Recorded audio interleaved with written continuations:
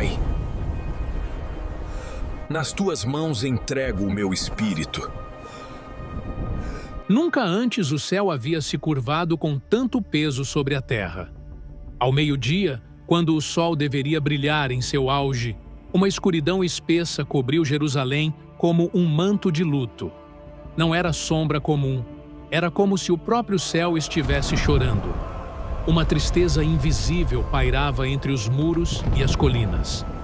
Era o dia em que o Criador contemplou o sofrimento do Filho com o silêncio mais solene do universo. Algo sagrado estava em curso, muito além do entendimento humano. Uma transição eterna estava prestes a acontecer. No alto do Gólgota, a cruz não era apenas madeira e dor. Era o ponto onde a eternidade tocava o tempo. A humanidade, em sua ignorância, pendurava entre o céu e a terra aquele que veio para restaurá-la. Sangue escorria, mas junto dele fluía redenção. Jesus, com o corpo dilacerado, olhava para os céus como quem via além da dor. Mesmo fraco, seus olhos ainda carregavam luz. Os soldados observavam com inquietação, sentindo que aquele momento não era comum. O mundo inteiro parecia reter o fôlego. As pessoas murmuravam, as mulheres choravam baixinho, e João permanecia próximo, lutando para ser forte. A dor estava por toda a parte, mas uma esperança silenciosa parecia pairar entre os gemidos e as lágrimas. O vento soprava diferente, como se carregasse lamento e reverência ao mesmo tempo. E então, com a voz enfraquecida, mas cheia de autoridade, ele olhou para o alto e disse: Pai, nas tuas mãos entrego o meu espírito. O tempo pareceu parar. O universo silenciou, e o invisível tocou o visível com poder. Aliás, seja muito bem-vindo ao canal O Poder da História Bíblica. Aqui, cada história é uma caminhada profunda pelas páginas sagradas, com lições que tocam a alma e transformam o coração. Se você deseja seguir essa jornada conosco, já se inscreve no canal e ativa o sininho. Estamos construindo, passo a passo, um caminho de fé, aprendizado e reflexão, sempre guiados pela Palavra de Deus. Juntos vamos conhecer melhor as Escrituras. Agora respire fundo, pois o que está prestes a acontecer vai além de tudo o que já se ouviu. Naquele instante, a terra tremeu com força, como se a criação reagisse ao clamor do céu. No templo em Jerusalém, os sacerdotes preparavam o incenso da tarde quando o chão sacudiu. O silêncio foi rompido por um estrondo vindo de dentro do Santo dos Santos. O véu, que por séculos separara os homens da presença de Deus, se rasgou de alto a baixo, não por mãos humanas, mas pelo próprio céu. O que era inacessível tornou-se disponível. O inalcançável foi revelado. O espanto tomou conta do templo. Sacerdotes gritaram, caíram ao chão, correram em desespero. Eles sabiam que aquilo não era natural, era sagrado.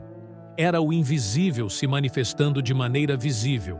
Era Deus dizendo ao mundo que a separação havia terminado. A cortina da exclusão foi rasgada pelo amor de Deus. Uma nova aliança estava sendo selada, não mais em tábuas ou pedras, mas em sangue e carne, pendurado numa cruz. No Gólgota, um centurião romano, calejado de guerras e execuções, ajoelhou-se.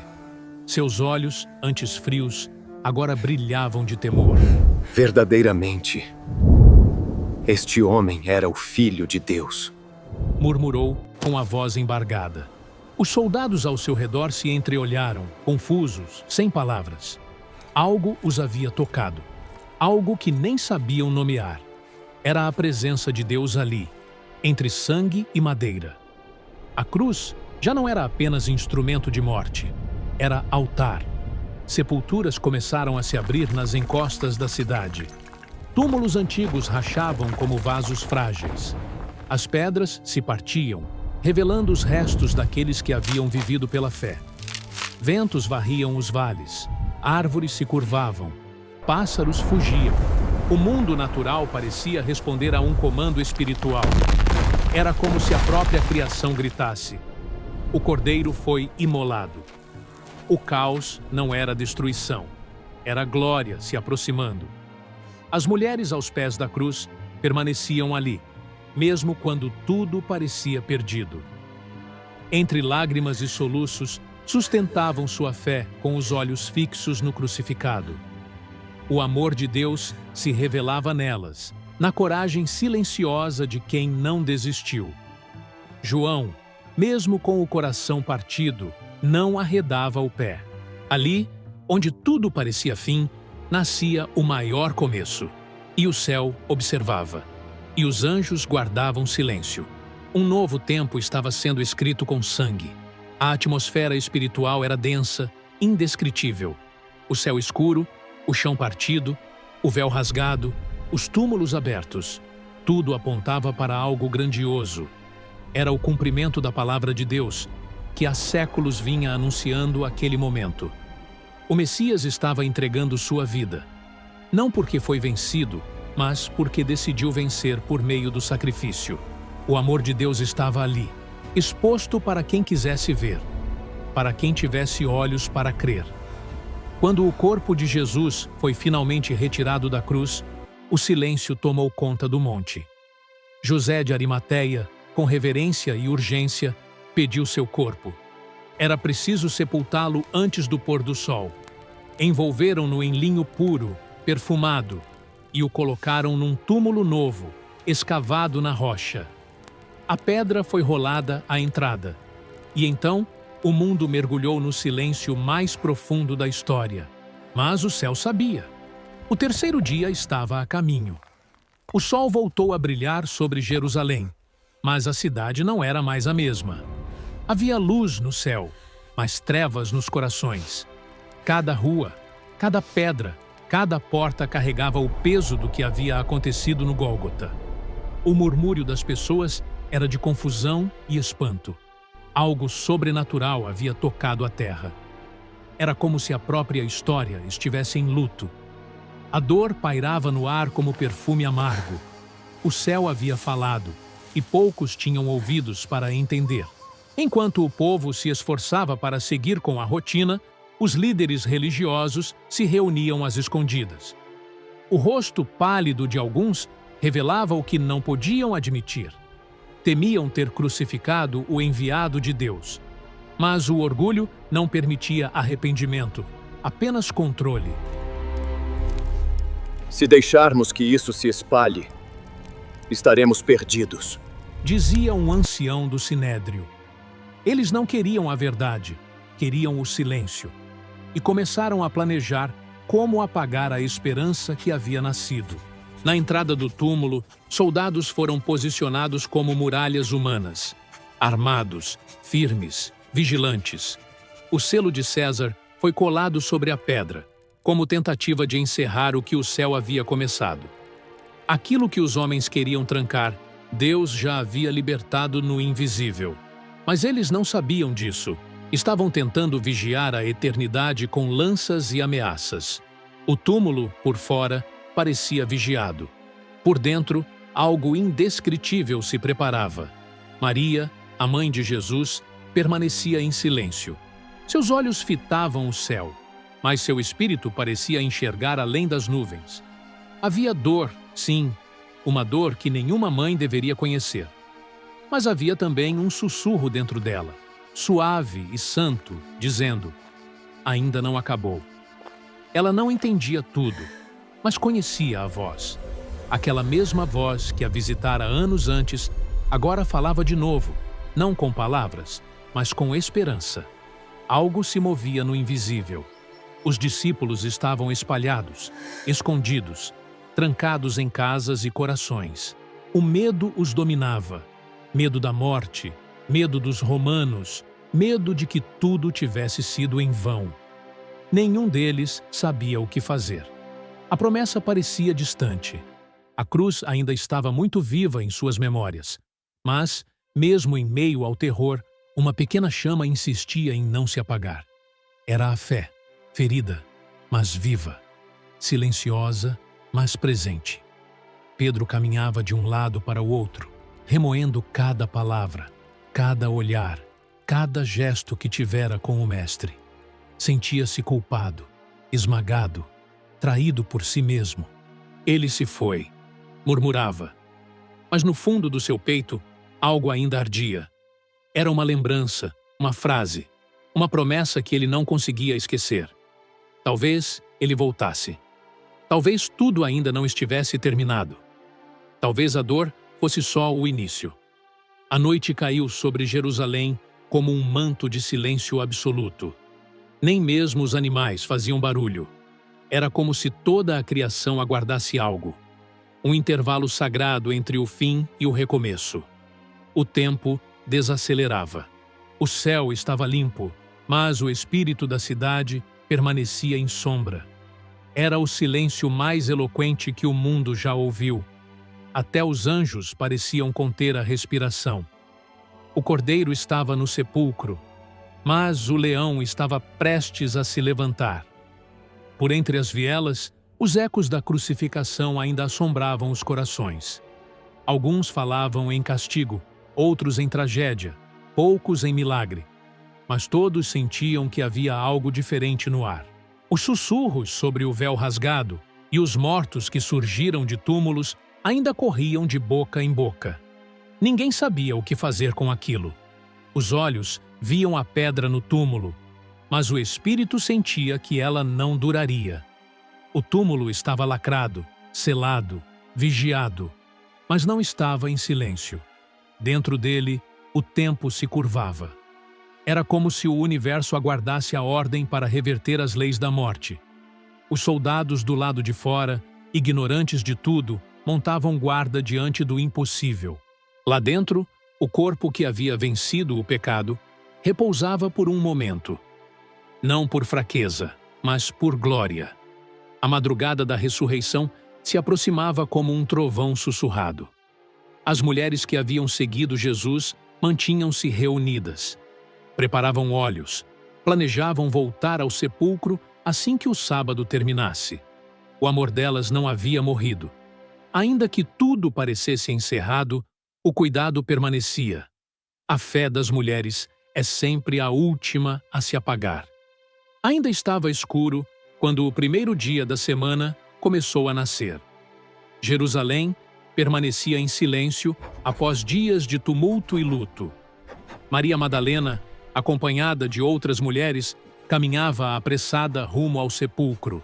Trazia consigo aromas e especiarias, preparadas no sábado, para concluir os ritos de embalsamamento que haviam sido interrompidos pela pressa da preparação da Páscoa. Seu coração carregava tristeza, mas também o desejo de honrar aquele que fora sepultado. Ao chegarem, depararam-se com algo inexplicável. A grande pedra já havia sido removida. O sepulcro, que antes estava lacrado, encontrava-se aberto diante delas. Maria ficou sobressaltada, tentando compreender o que havia acontecido. As mulheres se aproximaram com cautela, e seus olhos se encheram de espanto ao perceberem que o corpo de Jesus não estava mais ali. O linho repousava no lugar, mas o Mestre não estava presente. Enquanto as lágrimas desciam pelo rosto de Maria, ela se inclinou novamente para olhar o interior da caverna. Para sua surpresa, 2 anjos em vestes resplandecentes estavam assentados, um à cabeceira e outro aos pés, onde o corpo havia sido posto. Com voz suave e firme, perguntaram-lhe: "Mulher, por que choras?" Ela respondeu com dor: "Porque levaram o meu Senhor, e não sei onde o colocaram." Ao se virar, ainda tomada pela tristeza, viu uma figura diante dela. Era Jesus, mas seus olhos, embaçados pela angústia, não o reconheceram. Pensando ser o jardineiro, disse: "Senhor, se o levaste, dize-me onde o puseste, e eu o levarei." Foi então que ele a chamou pelo nome: Maria.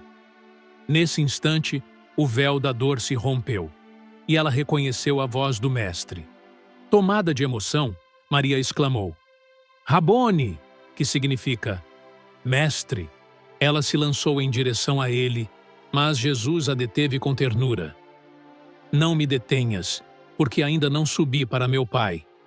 Vai, porém, a meus irmãos e dize-lhes: subo para meu Pai e vosso Pai, para meu Deus e vosso Deus. Assim, a primeira testemunha da ressurreição recebeu a missão de anunciar aos discípulos a vitória da vida sobre a morte. Obediente, Maria correu para encontrar os discípulos, ainda escondidos e temerosos. O ambiente estava carregado de silêncio e incerteza.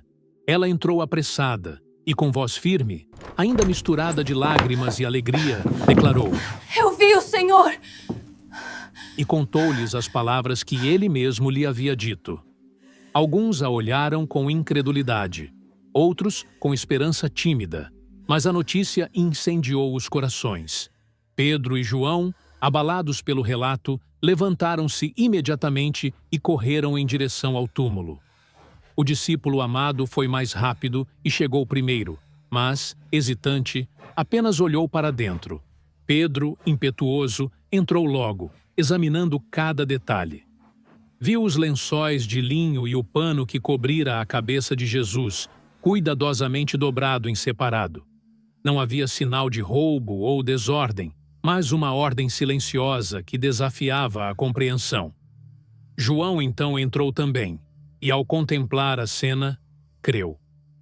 Ainda não compreendiam plenamente as Escrituras que anunciavam a ressurreição, mas já havia um sinal poderoso diante deles. Os dois saíram do sepulcro sem palavras, carregando no coração uma mistura de perplexidade e fé nascente. Aquele vazio não era ausência, era testemunho. O impossível começava a se tornar realidade diante de seus olhos. O jardim, antes cenário de sepultamento, agora se tornara altar de revelação. O Cristo vivo havia falado, havia chamado pelo nome, havia enviado.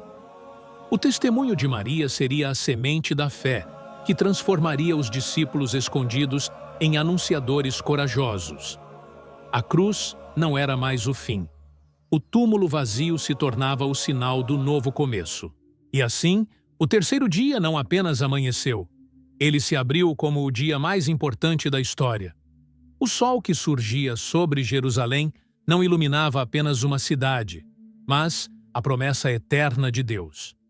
O túmulo vazio falava, os anjos testemunhavam, e o Senhor estava vivo.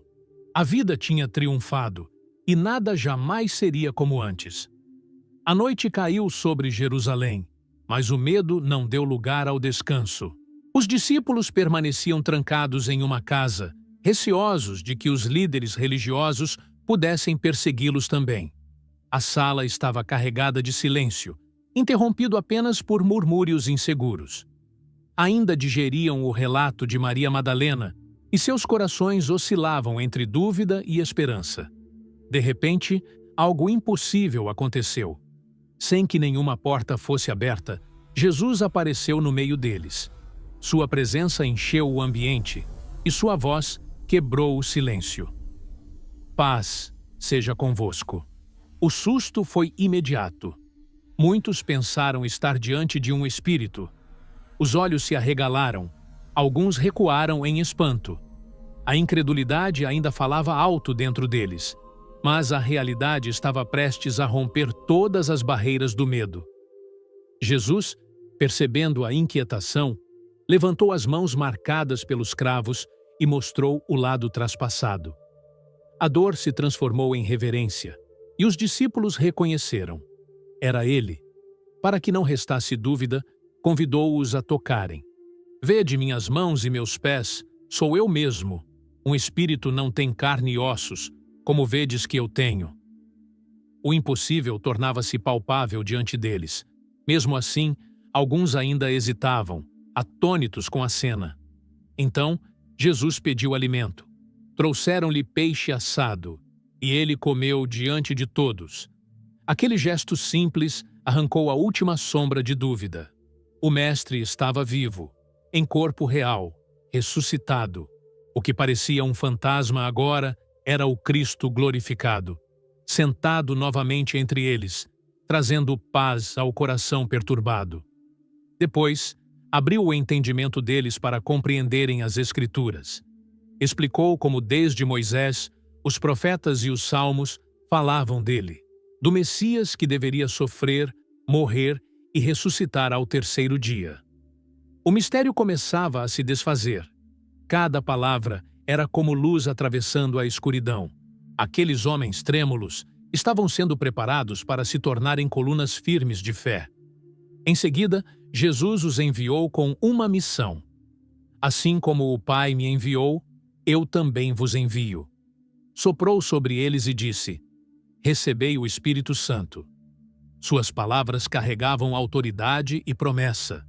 Não eram apenas discípulos escondidos, eram agora embaixadores de uma mensagem que mudaria o mundo. O encontro transformava covardes em futuros anunciadores da verdade. Mas havia uma ausência. Tomé não estava entre eles naquela noite. Quando voltou, ouviu os relatos cheios de emoção. Vimos o Senhor, disseram. Mas ele balançou a cabeça, incrédulo. Suas palavras cortaram o ambiente. Se eu não vir o sinal dos cravos em suas mãos, e não puser o dedo no lugar dos cravos, e não puser a mão no seu lado, de modo nenhum crerei. O ceticismo ainda tinha espaço até no círculo mais próximo. 8 dias se passaram. O grupo voltou a se reunir na mesma casa, ainda de portas fechadas. Desta vez, Tomé estava presente. Novamente, sem abrir portas, Jesus apareceu entre eles. Sua saudação foi a mesma, carregada de paz. Paz seja convosco. O olhar do mestre então se voltou diretamente para Tomé, como se apenas ele estivesse na sala. Jesus repetiu as próprias palavras que Tomé havia dito dias antes. Põe aqui o teu dedo e vê as minhas mãos. O silêncio tomou conta. Tomé, quebrado pela evidência e pelo amor de Cristo, não precisou mais de provas.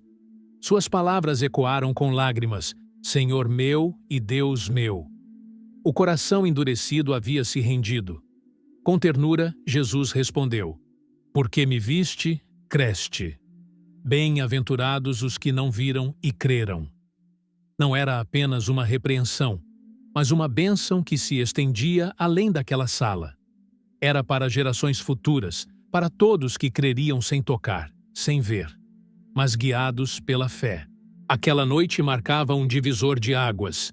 Os discípulos não eram mais os mesmos. O medo que antes os aprisionava começava a ser vencido. A certeza da ressurreição incendiava suas almas. Não estavam mais sozinhos, nem abandonados. O Mestre estava vivo, e a promessa permanecia. A transformação deles estava apenas começando.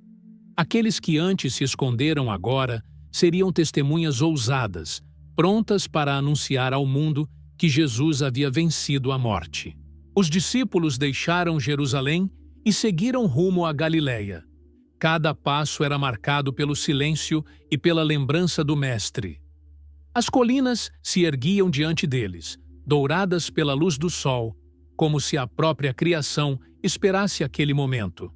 O vento suave parecia carregar memórias da voz de Jesus, que tantas vezes havia falado ali. Havia expectativa no coração de todos. Ele havia prometido encontrá-los. E quando chegaram ao monte designado, o ar se encheu de reverência, pois não estavam diante de uma promessa vazia, mas de um encontro eterno. De repente, ele apareceu. Jesus estava diante deles, vivo, glorificado, com o mesmo olhar que os chamou um dia às margens do mar. Alguns caíram de joelhos em adoração. Outros ainda lutavam contra a incredulidade. Mas todos estavam tomados pelo espanto. Não era um sonho, nem uma visão. Era o Mestre em carne e glória. Seus olhos refletiam o céu. Sua presença enchia a montanha de autoridade. Naquele instante, toda dúvida se dissipava como névoa diante do sol. Então, ele falou com voz firme e cheia de poder. Toda a autoridade me foi dada no céu e na terra. Ide, portanto, e fazei discípulos de todas as nações, batizando-os em nome do Pai, do Filho e do Espírito Santo. Cada palavra penetrava fundo, como fogo que reacendia corações cansados.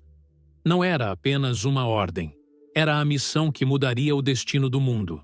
Ali, na Galileia, pescadores simples recebiam o encargo de levar esperança às nações. Jesus acrescentou: Ensinai-os a guardar todas as coisas que vos tenho ordenado, e eis que estarei convosco todos os dias, até a consumação dos séculos. Os olhos dos discípulos brilharam com lágrimas. Eles sabiam que aquela promessa não se perderia no tempo, mas os acompanharia até o fim. O monte, as pedras, o vento, tudo parecia testemunhar aquele pacto eterno. Foi como se uma chama fosse acesa, não em um só coração, mas em todos, prontos para incendiar o mundo com a verdade. Dias depois, junto ao mar da Galileia, outro encontro se tornou inesquecível. Alguns discípulos haviam voltado à pesca, como se buscassem refúgio naquilo que conheciam. A noite inteira lançaram redes, mas nada apanharam. Ao amanhecer, uma voz vinda da praia ecoou: Lançai a rede do lado direito do barco. Eles obedeceram, e de repente, as redes quase se romperam de tantos peixes. João murmurou a Pedro: É o Senhor. Pedro não esperou. Atirou-se ao mar e nadou até a praia, com o coração em chamas. Lá estava Jesus, diante de uma fogueira acesa, com pão e peixe sobre as brasas. Ele os convidou: Vinde, comei. Aquele café da manhã à beira-mar tornou-se um símbolo de comunhão e restauração. Após a refeição, Jesus voltou-se a Pedro. Sua voz não trouxe condenação, mas amor firme. Simão, filho de Jonas, tu me amas? A pergunta foi repetida 3 vezes, como que curando as 3 negações. Pedro, com lágrimas nos olhos, respondeu: Senhor, tu sabes todas as coisas, tu sabes que te amo. Então Jesus declarou: Apacenta as minhas ovelhas. Ali, Pedro foi restaurado, não como pescador, mas como pastor. Sua missão estava clara: cuidar do rebanho do Mestre. Durante 40 dias, Jesus continuou a aparecer a eles em diferentes ocasiões. Falava das coisas do reino, explicava as Escrituras e fortalecia seus corações. Cada encontro era como um selo de confirmação, como se o céu os preparasse para algo grandioso. Mas havia também um aviso constante: algo maior estava por vir. O Espírito Santo seria derramado, e eles precisavam estar prontos. O tempo de ouvir estava terminando, e o tempo de agir estava às portas. Em Jerusalém, antes de partir, Jesus os reuniu e disse: Não vos ausenteis da cidade, mas esperai a promessa do Pai. Dentro de poucos dias sereis batizados com o Espírito Santo. Aquelas palavras soaram como mistério e promessa ao mesmo tempo. Eles não compreendiam totalmente, mas sabiam que deviam obedecer. A cidade que antes representava medo e perseguição, agora seria o palco do início de uma revolução espiritual. Foi então que os conduziu até o Monte das Oliveiras. Ali, o vento parecia mais solene, como se até a natureza reconhecesse o momento. Jesus levantou as mãos e os abençoou. Enquanto falava, lentamente começou a ser elevado diante de seus olhos. Seus pés deixaram a terra, e uma nuvem luminosa o envolveu. Os discípulos permaneceram imóveis, olhando para o céu, com lágrimas e espanto. 2 anjos surgiram ao lado deles e disseram: Varões galileus, por que estáis olhando para o céu? Esse mesmo Jesus, que dentre vós foi recebido em cima no céu, há de vir assim como para o céu o vistes ir. Aquelas palavras ecoaram como esperança futura. Não era uma despedida definitiva, era a certeza de um retorno. Os discípulos, ainda atônitos, entenderam que o tempo da espera havia começado. O retorno a Jerusalém foi silencioso e reverente. Cada passo parecia carregar a lembrança da voz do Mestre. Eles se reuniram no cenáculo, cerca de 120 pessoas, todos em oração e unidade. Esperavam a promessa, sem saber exatamente como ela viria.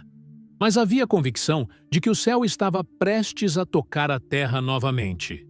O silêncio da espera era apenas o prelúdio de um fogo que incendiaria o mundo. O dia amanheceu em Jerusalém, com as ruas repletas de peregrinos vindos de todas as partes do mundo. Era a festa de Pentecostes, 50 dias após a Páscoa, e a cidade pulsava com vozes, trajes e línguas diferentes. Enquanto o povo se aglomerava no templo, no cenáculo, os discípulos permaneciam em oração. Eram cerca de 120, unidos em clamor e expectativa. Eles aguardavam a promessa do Mestre, sem saber como ela se manifestaria. O silêncio da espera era profundo, como o prelúdio de uma tempestade. De repente, o céu rugiu. Um som como de vento impetuoso desceu e encheu toda a casa onde estavam reunidos. Não era um vento comum, era o sopro do Espírito. As paredes pareciam vibrar, e os corações ardiam em reverência e espanto. Sobre cada um, línguas como de fogo se repartiram e pousaram, sem os consumir. Era como se o próprio céu se acendesse sobre eles. O invisível se tornara visível, e o poder prometido havia chegado. Imediatamente, todos começaram a falar em outras línguas, idiomas que nunca haviam aprendido. Palavras fluíam de seus lábios com poder e clareza. Não era confusão, mas ordem celestial. O Espírito Santo havia enchido cada coração, e a boca se tornara testemunha. Do lado de fora, os sons chamaram a atenção da multidão que passava. Homens e mulheres de todas as nações se aproximaram, intrigados pelo que ouviam. O espanto tomou conta da multidão. Partos, medos, egípcios, romanos, árabes, cada um ouvia, em sua própria língua, as grandezas de Deus sendo proclamadas. Alguns se perguntavam com admiração: como os ouvimos falar em nossa língua materna? O milagre da compreensão unia culturas e povos diante da mesma mensagem. Mas nem todos acreditaram. Entre a multidão, alguns zombaram e disseram: estão embriagados. Foi então que Pedro, aquele que antes havia negado o Mestre, se levantou com firmeza. A sua voz, agora fortalecida pelo Espírito, ecoou sobre o povo. Homens da Judéia e todos os que habitais em Jerusalém, tomai conhecimento disto. Estes não estão embriagados como pensais, visto que é apenas a 3ª hora do dia. Mas isto é o que foi dito pelo profeta Joel. Nos últimos dias derramarei do meu espírito sobre toda a carne. O medo havia sido trocado por coragem. Pedro pregava com autoridade, e as palavras cortavam como espada. Ele falou do Cristo crucificado, mas também do Cristo vivo, exaltado à direita de Deus. Explicou que Davi havia profetizado sobre a ressurreição e que tudo estava se cumprindo diante deles. A este Jesus, que vós crucificastes, Deus o fez Senhor e Cristo. A multidão foi tomada de temor. As palavras penetraram como fogo em cada coração, trazendo arrependimento e quebrantamento. A inquietação tomou conta dos ouvintes. Homens e mulheres com lágrimas nos olhos clamaram: o que faremos, irmãos? Pedro respondeu sem hesitar: arrependei-vos, e cada um de vós seja batizado em nome de Jesus Cristo para perdão dos pecados, e recebereis o dom do Espírito Santo. Pois a promessa é para vós, para vossos filhos e para todos os que ainda estão longe. O chamado ecoou como trombeta, despertando multidões para a verdade.